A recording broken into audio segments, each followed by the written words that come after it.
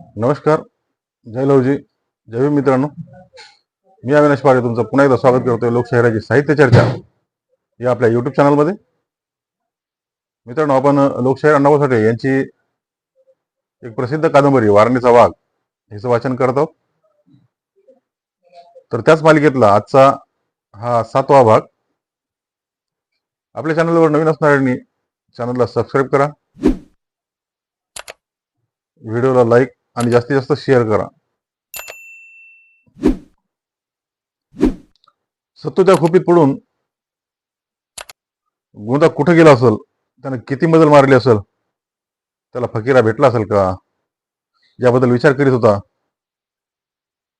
त्याला फकीरा भेटला असेल तर ठीक, नाहीतर आपलं मरण अटळ आहे, हा विचार पुन्हा पुन्हा त्याच्या मनात येत होता. इतक्यात उमा आला. आपण आणलेल्या 4 पाट्या भाकरीच्या सर्व लोकांना वाटून मग तो दादा पाटलाकडे गेला. त्याच्या अगदी जवळ जाऊन बसला आणि त्यानं दादा पाटलाला विचारलं, मामा, कसला विचार करताय? खरं सांगू? दादा पाटील उदासपणे म्हणाला. ह्या सत्तूला पकडून हे वस्तूच पदरात बांधून घेतलाय. मला तर भरतलंच भ्या पडलंय. कुणाला ठेवा मोर काय होणार आहे. जर तर का उमा शेडू म्हणला, आता आपला माणूस तालुक्याला गेला असेल. आज रात्रीला बाबर खान फौजदार येईल आणि सत्याला घेऊन जाईल. दादा पाटील एक मोठा निश्वास टाकून म्हणाला, हे सत्तू हाती लागल्यापासून मला तर धडकीच भरली. सत्तू लष्करी माणूस आहे, केव्हा काय करेल त्याचा नियम नाही. एकाएकी तो असा आमच्या हातात आलाच कसा, या प्रश्नाने उमाही चिरकला. पण स्वतःला आणि दादा पाटलाला धीर देण्यासाठी म्हणाला, मामा, घाबरू नका, परवाच 5,000 मोजून घेऊ. आता घाबरून काय करायचं, दादा पाटील म्हणाला.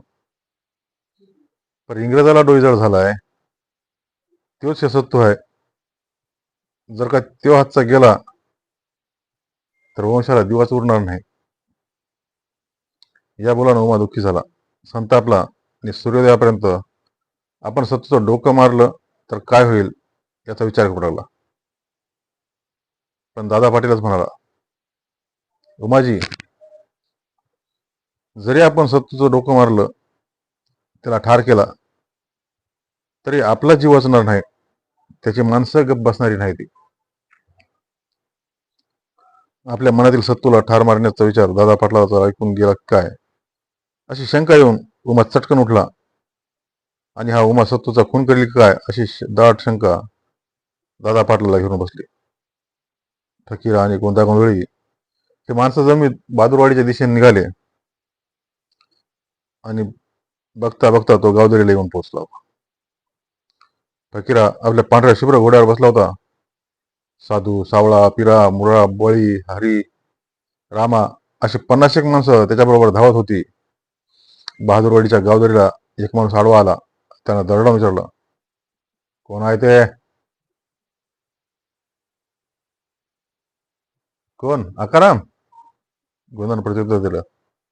त्यानं आकारामाचा आवाज ओळखला होता. फकीरानं घोडा थांबवला. आकाराम धावत पुढे आला आणि म्हणाला, वेळेवर आलात.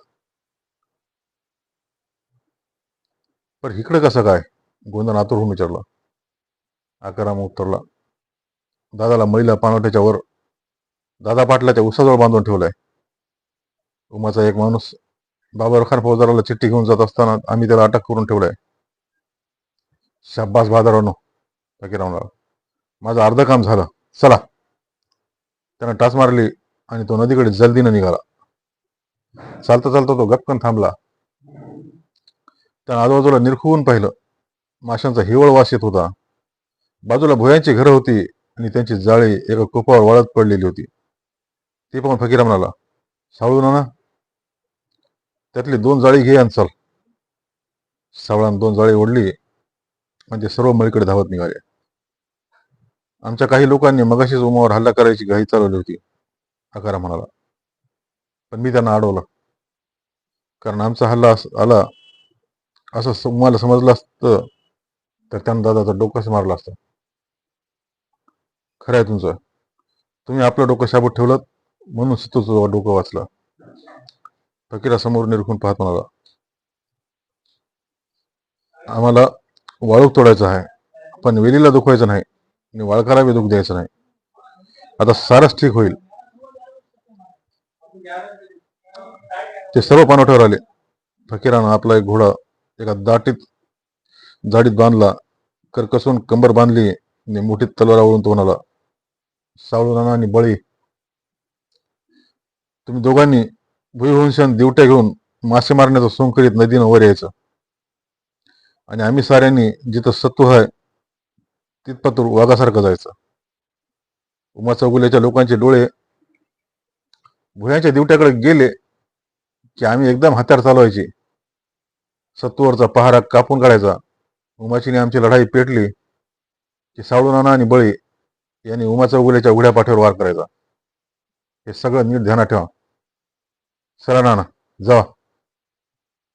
सावळा तयार झाला. त्यानं फकीराला मिठी मारून म्हटलं, जगलो तर भेट. असं म्हणून तो आपल्या कामगिरीवर गेला. फकीरा गरकन वळून म्हणाला, ह्या मळ्याची माहिती कोणाला आहे? बोला. मला आहे. पांडू नावी कुऱ्हाड घेऊन तयार होता. तो म्हणाला, या माझ्या मागणं, बरोबर नेतो तुम्हासनी. आणि ते सर्वजण पांडूच्या मागून चालू लागले. रात्रीची मिठी सैल होत होती. जसजशी रात्र सरत होती तसतसा उमा चौगुला मनातून खचत होता. आतापर्यंत बाबर खान यायला हवा होता, तो का आला नाही या विचारानं त्याचं मन काळवंडलं होतं. तो उगीच उतावळा झाला होता. बावरून कानुसा घेत फिरत होता. दादा पाटील वळवंटीत बसलेला होता. उमा दादाच्या शेजारी जाऊन बसला. एकाएकी नदीत खळखळाट झाला. तसा उमा दचकला, डाफरला. कबीरा जी. कबीरा धावत पडाला. काय वाजलं पाण्यात? दरड कोसळली. ठीक. उमा म्हणाला, सत्तूच्या खोपीजवळचा पहारा ढिला पडू देऊ नका. ऐकून दादा पाटलानं जांभई देऊन अंग टाकलं. आकाशात पाहत आकाशाशी बोलावं तसा तो बोलू लागला, उमाजीराव. काय? दांडगी आकडम चेष्टा झाल्या. कशी? फौजदार आला नाही अजून? नाही आला? सकाळी येईल. सकाळी येईल याला काय अर्थ आहे? आम्ही भलतीच पिढा पदार्थ घेऊन बसलोय आणि फौजदार तिकडं उभ्याच्याला आराम करीत असल. दादानं धीर सोडला होता. उमा करवट स्वरात म्हणाला, मामा, फौजदार उभारलेला असल हे कशावरून? कदाचित तो वाट चालत असल. फौजदार वाट चालत असल का सत्तूची माणसं वाट चालत? असं म्हणून दादा पाटला निश्वास टाकला आणि त्याच वेळी सावळा आणि बळी हे दिवट्या घेऊन नदीकाठानं वर आले. दिवट्यांचा उग्र प्रकाश पाण्यावर चमकला. शेवया उजळल्या. उमा दचकला. त्यानं दादाला डिवचून उठवलं. तो उठून नदीकडे डोळे फोडून पाहू लागला. तोच एक माणूस पाठीमागून धावत आला. तो घाबरला होता. काय रे, काय झाला? उमाने विचारलं. मला काहीतरी दिसलं. तो उत्तरला. काय दिसलं? उमा विचारला. मला वाटतं डुक्कर असल. तो इसम नरमला. मग डुकरासारखा पळतोस का? वाक्य कसला. दिवट्या जवळ आल्या. त्यांच्या प्रकाशानं वारण्याचं पाणी चमकू लागलं. झाडाच्या सावल्या पाण्यात पडू लागल्या. कोण आहे ते? उमा गरजला. आम्ही भुई आहे. नदीकडून उत्तर आलं. आणि ते चढतं बोलणं ऐकून उमाचे सर्व माणसं भावरून नदीकडे पाहू लागली. सत्तूरचा पहारा एकदम ढिला झाला आणि त्याचवेळी फकीरानं एकाएकी हल्ला चढवला. दनादन कुऱ्हाडी आदळू लागल्या. काठ्या फिरू लागल्या. पहिल्याच रेट्यात फकीरानं उमाच्या माणसांना मागे रेटायला सुरुवात केली. धावा धावा, मेलो मेलो अशा आरोळ्यांनी नदीकाठ दणाणला. दंगल वाढली. पुलावर पुलात टकरू लागलं. ठणग्या उडू लागल्या. दोन्हीकडची माणसं चेव येऊन एकमेकावर घाव व्हायला लागली. जखमी माणसं धडाधड कोसळू लागली. हातात तलवार घेऊन फकीरांनी झेप घेतली आणि खोपीच्या दिशेनं चढाई आरंभली. उमाला तळहातावर थोकून कुऱ्हाड उगारली. उमाला पुढे येताना पाहूनच गोंदा फकीराला म्हणला, दाजी उम्या आला, येऊ दे. असं ओरडून फकीरानं उमावर झेप घेतली. साधू ओरडला, उम्याला पाडा, आणि मुरानं उमाला मध्येच अडवलं. फकीरा भरकन खोपीकडे गेला. त्यानं आपल्या तलवारीनं सतूला बांधलेले दोर कापून टाकले आणि सतूला मोकळं केलं. आकारामने एक कुऱ्हाड सतूच्या मुठीत दिली. ती मुठीत घट्ट धरून सतू चटकन उठून गरजला, हा सरा बाजूला, कुठे आहे तो उमाचा उगुला? सत्तू मुक्त होताच पुन्हा झंगाझंगीला जोर चढला. बळी सावळा याने उमाची पाठ चोपून काढली. मुरा, भैरू, आनंदा, आकाराम, गुणवंतराव, गोंदा, गोंधळी, पांडुनावी रणभैरी झाले. सत्तू व फकीरा यांनी कहर केला. उमाचा उगुला दंडाला कुऱ्हाड लागून जखमी झाला होता.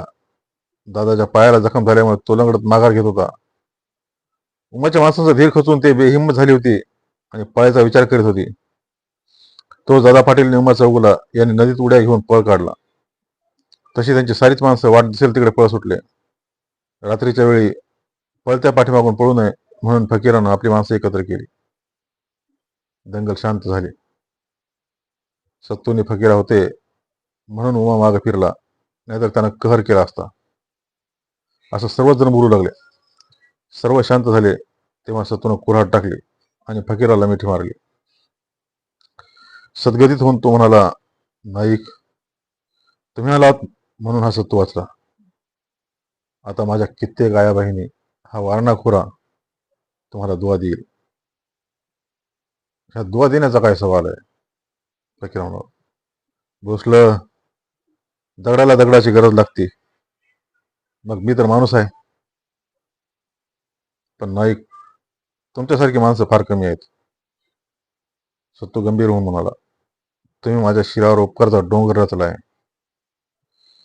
याची मला जाणीव आहे. आता माझी तुम्हाला एक विनंती आहे. आता जसे तुम्ही माझ्या मदतीला आलात तसंच तुमच्या मदतीला येण्याची संधी मला द्या.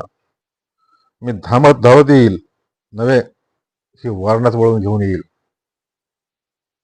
असं म्हणून त्यानं वारणा नदीकडे बोट दाखवला. फकीर हसला, काहीच बोलला नाही. रात्रभर बहादूरवाडीला झोप लागली नाही. एक एक कोणी माणूस आपापल्या घरात नदीकडे कान लावून बसला होता. बळीला चाललेला तो हल्ल्या कल्लो त्यांच्या कानावर धडकत होता. या दंगलीत कोण मेलं असेल आणि कोण जगलं असेल हा एकच प्रश्न प्रत्येकाच्या मनात उभा होता. काही जण म्हणत होते, लेका सत्तू जर आता सुटला तर भलत्याच बट्या होणार. गावात वंशाला बी माणूस उरणार नाही. सकाळपर्यंत सत्तूची शेकडो माणसं येऊन दाखल झाली आणि बहादूरवाडी हत्यारानं भरली. सारा गाव चावडीवर जमून सत्तूनं सर्वांना एकच सवाल केला, या गावाच्या पाचोळ्यावर मी कधी पाय दिला नाही, मग माझ्यावर अशी आगळी का केलीस? गाव मुका झाला. काय उत्तर द्यावं याचा विचार करू लागला. एक जण उतरला, हे पाप दादा पाटलाने केलं. पण दादा पाटलाला कोणी मदत केली? सत्तून दुसरा प्रश्न केला आणि गाव पुन्हा निरुत्तर झालं. एकूण एक माणूस काय उत्तर द्यावं याचा विचार करू लागला. शेवटी एका म्हाताऱ्याने हिंमत केली. तो म्हणाला, सत्याबा, पोरं गैर वागली, त्यांच्या आगळीक पोटात घाल. तू वाघ आहेस, तुला दुखू नये पण दुखवलं. आता आमच्याकडनं 4,000 रुपये घे आणि जा. तू बी आमचा आहेस, गावाला दुःख देऊ नकस. दुःख बघून डाग दे, तू कोणी परका नव्हस. सत्तू काहीच बोलला नाही. करती माणसं उठली. त्यांनी पट्टी जमवली. सर्वांनी सत्तूला निरोप दिला आणि सत्तू नांदगावकडे निघाला. नांदगावच्या सीमेवर फकीराची वाट वेगळी होत होती. तिथे सर्व थांबले. फकीरा वाटागावकडे निघाला. निघण्यापूर्वी म्हणाला, बरं रामराम, बरं परवानगी द्या मला. सत्तूनं पुन्हा मिठी मारली. म्हणाला, नाईक तुमच्या उपकारांची फेड करूनच हा सत्तू मरणार आहे, हे विसरू नका. माझी आठवण ठेवा. फकीर हसला. म्हणाला, यात उपकार कसला, माझं मी काम केलं. परत गरज पडली तर बोलवा. नको नको, सत्तू म्हणाला, आता मलाच बोलवा, अगदी आठवणीनं बोलवा, मी जरूर येईल. सर्वांनी हात उंचवून फकीराला निरोप दिला आणि शब्दासाठी कटून मरणारी माणसं घेऊन फकीरा वाटेगावच्या दिशेने चालू लागला. सत्तू फकीराची पाठमोरी आकृती पाहत निश्चल उभा होता. फकीराच्या पाठीवर सूर्य तळपत होता. त्याचा पांढरा शुभ्र घोडा दबकत उसळत नाचत चालला होता. सत्तू स्वतःशीच बोलावा तसा उद्गारला. भाऊ असावा तर तो असा, या फकीरासारखा, आणि बहीण असावी तर ती सुभद्रासारखी, आणि ही दोघंही माझ्या नशिबानं मला लाभलेली आहेत. धन्यवाद.